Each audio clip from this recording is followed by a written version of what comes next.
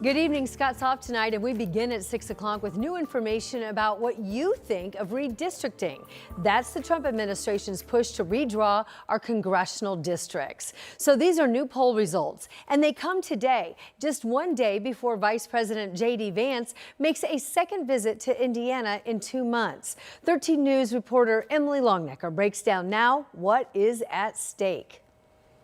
A majority of Hoosiers think redistricting right now is the wrong way to go. That's according to a poll by Independent Indiana, a nonprofit focused on getting independents elected in the state. It's not surprising that it's not popular among Democrats, but it's also very unpopular among independents. And even the numbers in the Republican respondents, it's actually lower than we thought it would be. You think something like this would be really popular. Less than 2/3 of Republicans want redistricting.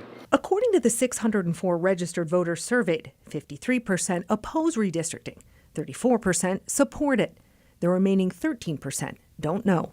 When it comes to what Indiana lawmakers really think, a clear picture has been harder to come by. A handful of lawmakers have publicly stated their position, some for and some against.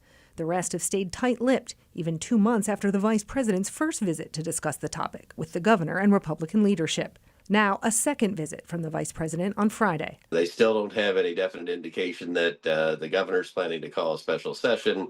The governor, of course, is saying he wants to wait and see what the legislators want to do.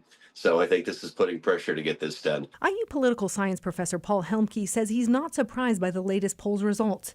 Helmke says when you gerrymander to give one party more control, you're basically saying the real election will happen in the primary. When you put the election in the primary, it means that the extremes of the Republicans or the extremes of the Democrats will be the ones voting.